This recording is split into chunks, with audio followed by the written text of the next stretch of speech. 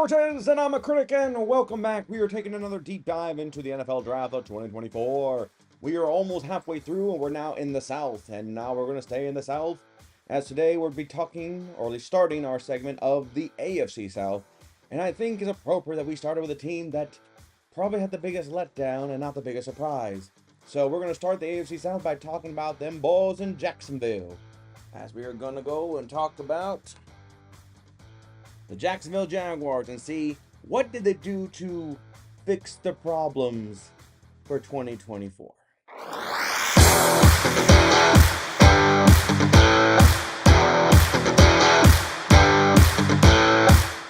So Jacksonville is one of the very few teams that pretty much stay roughly within their 7 choice. I mean, they did get an extra 4th round pick, but they probably stayed strictly into their selective choices of picks. Didn't really make up too much noise, just pretty much just let the players come as they may. Now, just hindsight, I feel like the draft was pretty solid. I feel they had a pretty good solid draft. So without further ado, with the 23rd pick in the 2024 NFL Draft, the Jacksonville Jaguars selected Brian Thomas Jr., wide receiver, LSU. Well, I think Washington and LSU probably had the two schools that probably had the biggest collection of wide receivers that everyone was looking for. So a lot of questions we're going to ask, how soon or how later were some of these players are going to go. Texas, I probably would put up there too as another group of wide receivers that was heavily viewed very highly. But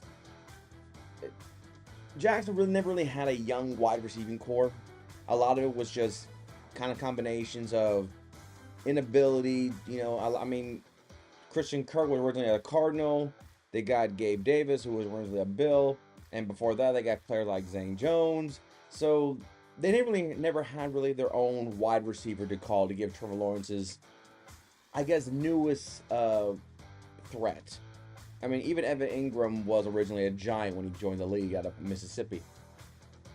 So getting a wide receiver for the Jaguars, but is it just me? I do not feel like Brian Thomas Jr. is a number 1 receiver. I just don't feel that. He's definitely gonna be a day 1 now starter, but I don't know. I feel like Gabe Davis has always been on number 2, even though at times when he was in Buffalo, he almost sometimes outshined his teammate in Stephon Diggs. And then Christian Kirk, I felt like in Arizona, he was just a casualty of just poor management. I'll probably say for Arizona's sake. So looking at the Jaguars here, I mean, I feel like at right now, I don't see Brian Thomas Jr. as a number 1. Could it be? Maybe. But I feel like Jaguars are right now have a receiving core filled with number 2s and 3s at this time. Brian Thomas is a young, fresh wide receiver to help Trevor Lawrence, and I feel like it's not a bad decision moving forward. So, not bad. Just, I don't know. It doesn't feel like the splash that I feel like Jaguars probably were expecting. Then, with the 48th pick in the 2024 NFL Draft, the Jacksonville Jaguars selected Mason Smith, defensive tackle, LSU. So right now, Jaguars are just reassembling the LSU football team into their own program. Now, the Jaguars do run a 3-4 defense, and I feel like for most 3-4 defense, I believe one of the greatest strengths is your outside linebacking department when it comes to pressuring, sacking quarterback. And I think that is the number 1 priority moving forward with them. Mason Smith is going to be projected to be a right defensive end, right behind Roy Robertson Harris. So he's going to be helped more from the interior side of it, while the outside was led by Josh Allen, of course, and Trayvon Walker. To also first-round pick pass rushers help that Jaguar defense. Maybe get back to the days of Saxonville. But this, to me, feel like this is more of a development to solidify the interior side of the defensive line. So therefore, there are hopefully, at least Josh Allen, we know. Walker, I keep hearing mixed messages with Walker. You Jacksonville Jaguars fans, how do you feel about Walker? You feel like it was a good pick out of Georgia? You feel like maybe he's going to develop? How are you feeling with him right now?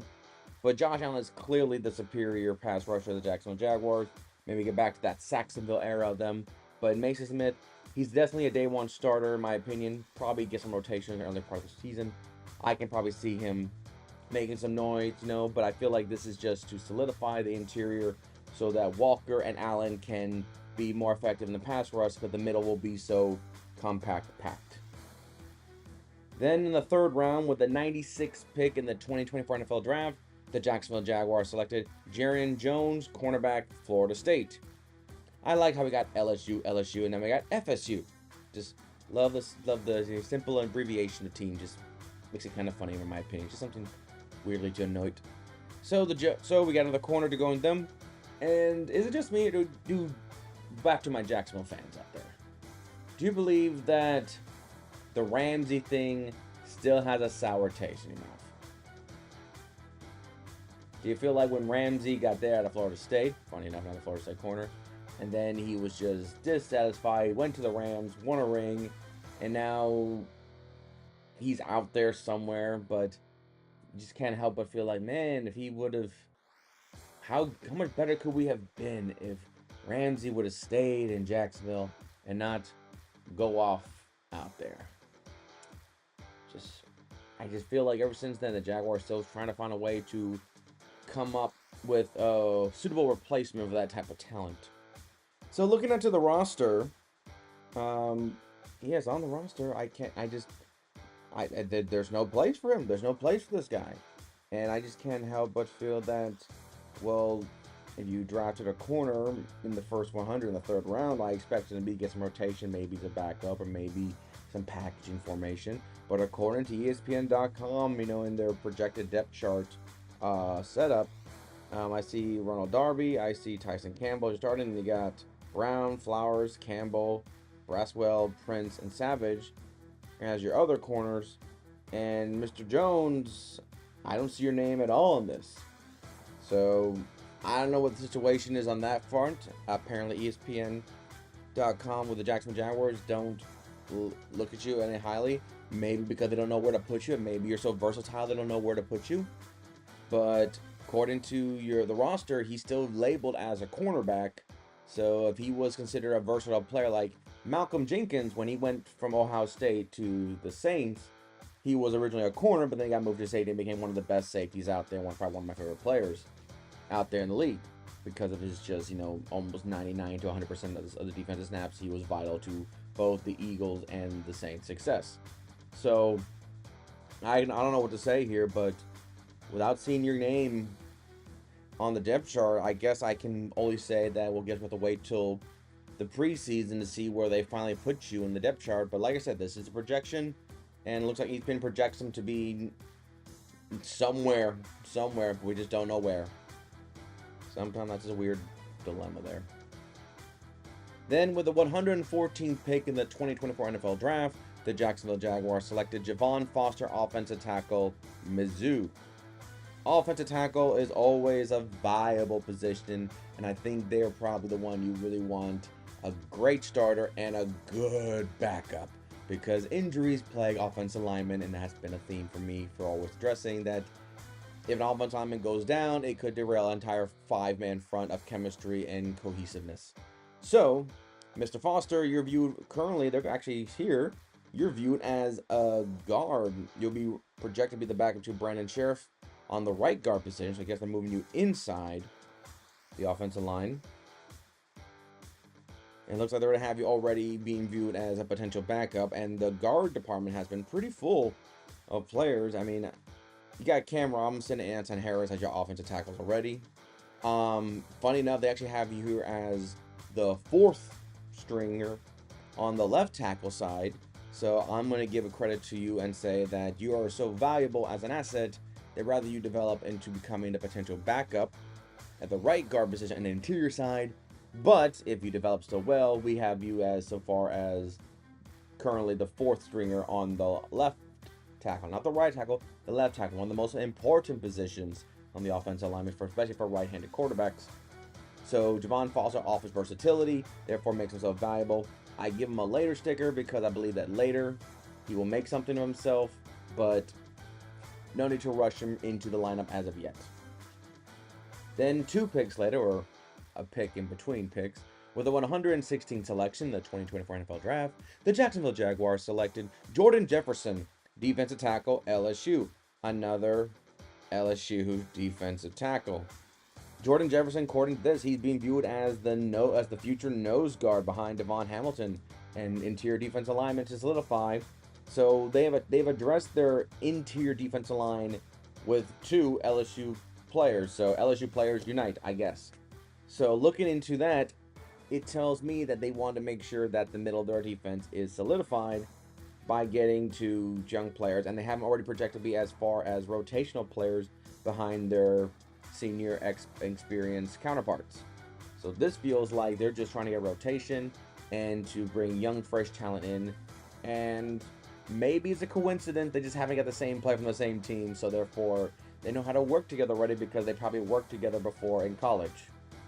Maybe. Or it's just a complete coincidence and I'm just trying to make something sound, cooler than what it is. But Jefferson coming in to solidify the defensive line position, so their pass rush could be not being manhandled or double teamed. Could be the strategy they're trying to go with here. Then in the 5th round, with the 153rd selection in the 2024 NFL Draft, the Jacksonville Jaguars selected Deantree Prince, defensive back or cornerback, Mississippi. Now, unlike his Florida State counterpart who was drafted earlier, Mr. Prince is going to be projectably viewed as a left corner, right behind Darnell Savage and Darby in the 3rd. So we'll see if his evaluation comes to preseason. Maybe he gets involved in the nickel packet formation. We'll see how that develops. But we probably get a start into the special team side, running down, kick return and punt returns. But right now we'll just see his evaluation. He's probably projected really as depth, so I'll put him as a later. But that later can easily change to possibly now, depending on injuries and of course, lack of playing. But for the sake of argument, we'll see how the season goes. Maybe by week 10 or 12, he'll get more reps into rotation because he's probably not projected to begin. But I am so surprised that his other cornerback teammate, Jones, is not already in the depth chart, but this young man is. So, wonder if something to do with contract signing. That's probably why he's not on it, because he's not signed his rookie contract. I don't know. But sometimes when I notice that when I do these videos and I notice that there are certain players that were drafted, but then somehow they're nowhere near projected on the depth chart, I always get the feeling of, is it an error? Is it something to do with they have not signed their contract yet, so therefore they can't be officially projected yet? Or 3, the player's just not evaluated as good compared to everyone else, so he's so not highly recommended that he's kind of pushed almost completely just outside the frame. I don't know. So with the 212th pick in the 2024 NFL Draft, the Jacksonville Jaguars selected their new kicker, Cam Little, kicker, Arkansas. As I said before, if you're a kicker or a punter and you get drafted, unless you really, really mess up, you're more than likely going to be the starter on that position as a kicker or punter by week 1. So Jacksonville Jaguars, congratulations. Your newest kicker is from Arkansas and Cam Little. Hopefully Little is just a name and that his leg is big to make those big 50-plus yard kicks for the Jaguars moving forward. So Cam Little, welcome to the Jaguars. Congratulations. And then the last pick in the 7th round, the 236th pick in the 2024 NFL Draft, the Jacksonville Jaguars selected Miles Cole, defensive end, Texas Tech.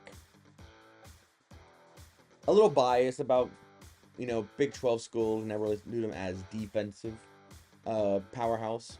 I really feel like the offense always managed to, because most games are like basketball scores, in the 30s and the 40s, so it doesn't really feel like defense helps as much as you think they should.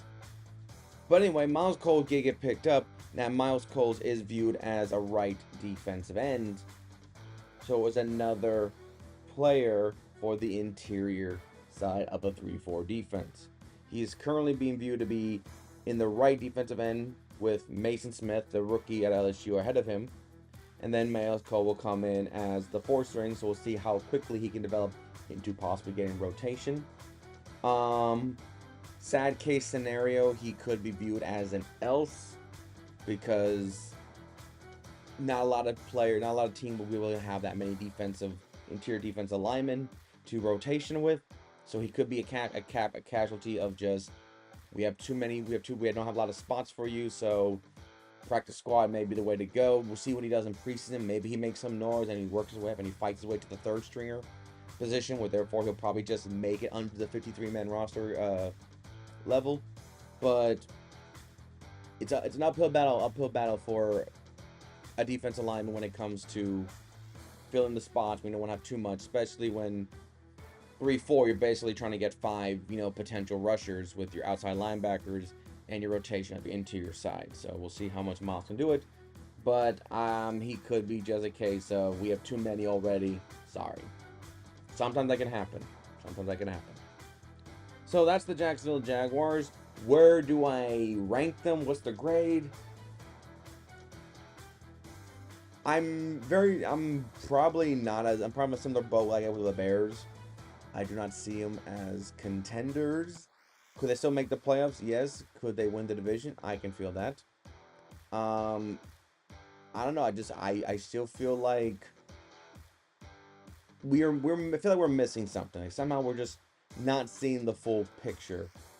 And with young players getting to their contracts of getting those big contracts, their second contract after the rookie deal, the conversation comes to Lawrence and to say, is he worth it? And it's hard to just say yeah or no when really his first year he had Urban Meyer, and then he had one good year. And then he got hurt towards the end of the year, which probably caused the Jaguars to lose grip. They were pretty comfortable with their division lead, but then the Texans surged and the Jaguars faltered. So probably still mixed on that. So we just have to see how everything develops this year. But I'm going to give them a better. I think they're better. I think they got better. I think they got a lot of valuable players. I feel like they really focus heavily on the interior defensive line with the 3-4 with all the defensive linemen they got. So I'm going to say that, I mean, if you think about, Brian Thomas is the only offensive player that really leaped out. Everyone else was support, and the defensive side was support. So on that argument, Brian Thomas is probably the one, and of course Cam Little, the kicker, is the only one you could probably say with 100% certainty that is starter. Everyone else just feels like backup, development, rotation. We'll see kind of situation. So Jaguars to me is better. Could they win could they go, do I see them in that conference championship game? In the AFC, not really. I don't. Divisionals, yes, but that's why they're considered better and not contenders. So that's the Jacksonville Jaguars. We're going continuing with the AFC South. So we go from Jacksonville, a team that should have been the playoffs. We're going to go to a team that actually made the playoffs. So next time we'll be talking about the Houston Texans and see how much better can they get after their first year together. And maybe that pressure is getting a little bit tight very quickly. We'll see. So until next time, I'm Cortez, and I'm a critic. Thank you so very much for watching.